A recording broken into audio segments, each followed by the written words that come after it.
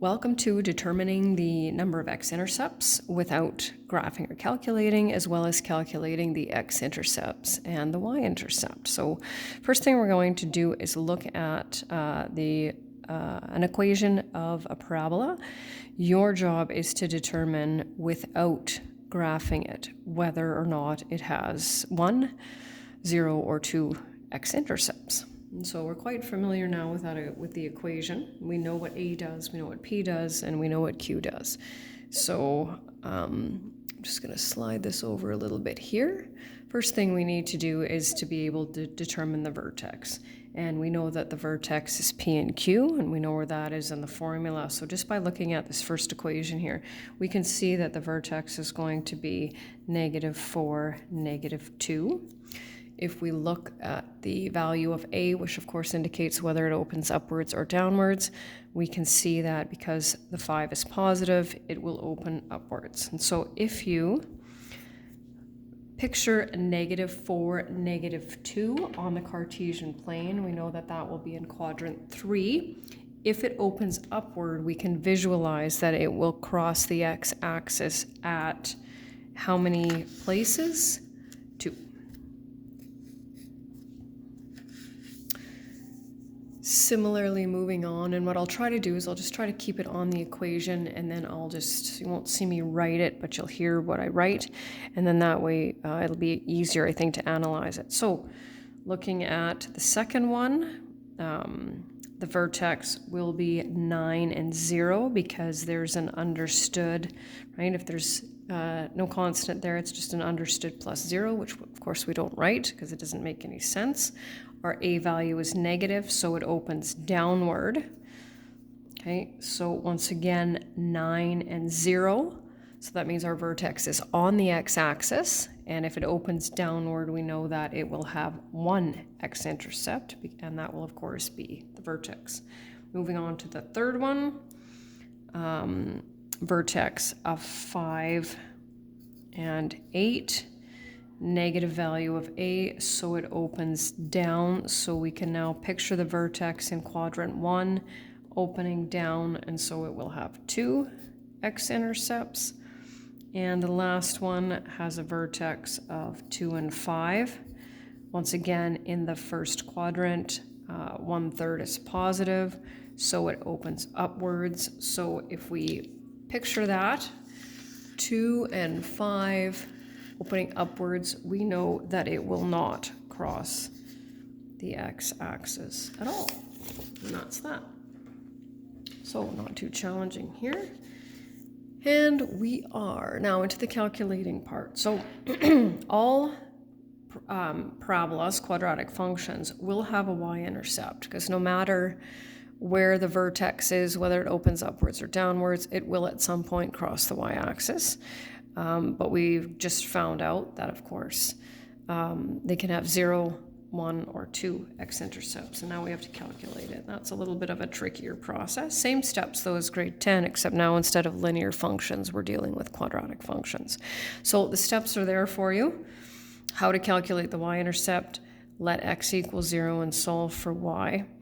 And it says calculate and write the coordinates. So that means I want the ordered pairs for the x-intercepts and the y-intercepts.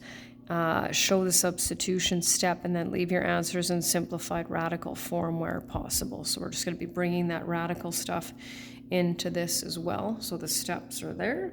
Doesn't matter to me which one you calculate first. So letting x equal 0.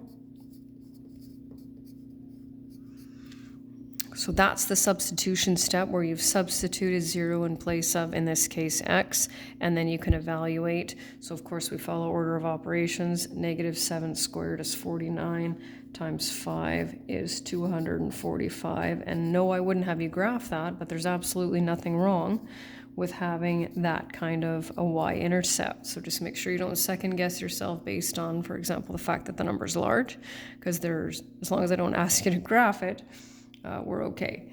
Calculate the x-intercepts, and so I'll just read from the steps here at the left. We let y equal 0, and I'm just going to do that just so that it stands out here. Let y equal 0, and solve for x. So first thing we have to do, and this is going to be a reversal of what we did in the salmon colored unit when we solved radical equations. So we're going to isolate the perfect trinomial square, right? We know that's a PTS because there's two of them. So we're going to divide, and I don't need to see this step, but just so that you know why the 5 disappeared, right? Because we can't just get rid of things we don't want to deal with, right? We need that x isolated. What's the opposite when we're dealing with squared? That would be the square root, right? So we take the square root of both sides equals x minus 7, and we solve. And so this one, of course, will cross the x-axis at only one point, which means that that's its vertex. And we can see that by looking at the equation as well, right? Okay, now here's where it's going to get a little trickier. So with the y, 1/3 0 minus 1 squared. Now, if you can go directly from this to the y value, then by all means go ahead. I'm just going to show a couple of steps in here. So we're going to do order of operations. -1 times -1 is 1 times 1/3 is 1/3. Okay, we need a common denominator for that. 1/3 minus 9/3 is -8/3. So that's going to cross the y-axis at 0 and -2 2/3. We want it in improper form. Mixed is only good for, I believe, word problems and graphing on a number line. Okay, now for the x one, and this is where, again, this is going to take a little bit of practice, I think. At least it typically does. So once again, we're going to isolate that x minus 1 squared. So we're going to add 3 to both sides. Okay, and then if I go back to grade 9, when we solve equations with fractions, and we did this in the yellow unit, actually, the easiest way to do it for the most part would be to get rid of that fraction. So we multiply both sides by the lowest common denominator. 3 times 3 is 9, and 1/3 times 3 is 1, and so we're left with that, right? Okay, so then when we take the square root of both sides, now here's where it gets interesting. We can tell that this one has a vertex of 1 and -3 and opens upwards. So 1 and -3 is going to be in quadrant 4. If that opens upwards, it's got 2 x-intercepts. We need to get 2 values from this, right? Because we know that. And here's where we get these 2 values. The square root of 9 is 3 and -3. So plus and minus 3 equals x minus 1. And now we have 2 linear equations to solve. So we're going to add 1 to both sides. Okay, and here's where we get our 2 values. 1 plus 3 gives us our first one, and 1 minus 3 gives us our second one. So we've got a 4 and a -2. And of course, I'm just going to put my ordered pairs here. 4, 0, -2, and 0. So that will take a little bit of time to remember. But the nice thing about that is that you can always look at it, just like we just did in the previous part of this lesson. Figure out where your vertex is, determine whether it opens upwards or downwards, and then you'll know how many answers you need to get. A couple more here. Yeah, I'm going to go through these, I think, a little bit quicker, just because I think we're good. So once again, need that substitution step. If you want to show more steps, that's fine. 3 squared is 9, times 2 is 18, minus 24 is -6. So 0 and -6. Then we go 0 equals 2x plus 3 squared minus 24. We want to isolate that PTS. So we're going to add 24 to both sides. And I'm showing it step by step. You are more than welcome to add 24 to both sides and divide by 2 at the same time. There's nothing wrong with that. So notice this time, I'm not going to show that. I'm just going to divide by 2. Okay.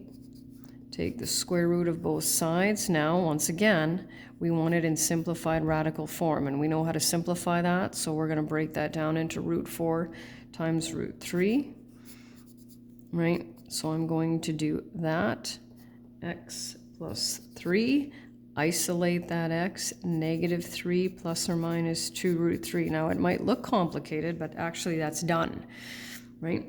So we've got negative 3 plus 2 root 3, 0, all in brackets, and negative 3 minus 2 root 3, all in brackets, 0. Now, if you were to graph that, you'd be able to type that in on your calculator, right? Negative 3 plus 2 root 3, and you would actually see it gives you 0.46.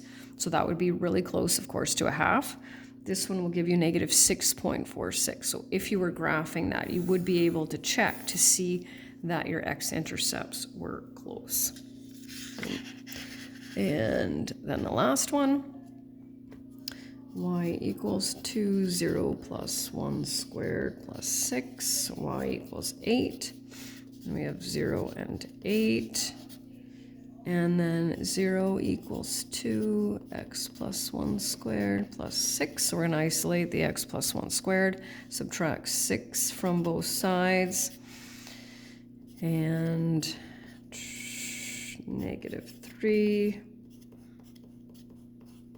Okay, so we're going to take the square root of both sides. Now, what's the square root of negative 3? Well, we can't do that, and we know we can't do that. If you're not sure, if you type that into your calculator, it will say math error or some sort of indication that it can't be done. We know that. Well, let's look back at this. Vertex is negative 1 and 6, right? So negative 1 and 6 puts us in the second quadrant, right? And it opens upward. So if you picture the vertex in the second quadrant opening upwards, we know it's not going to cross the x-axis. So here's our mathematical way of determining that there are no x-intercepts. However, if I ask you to calculate it, then that is what you have to do. And that's the end.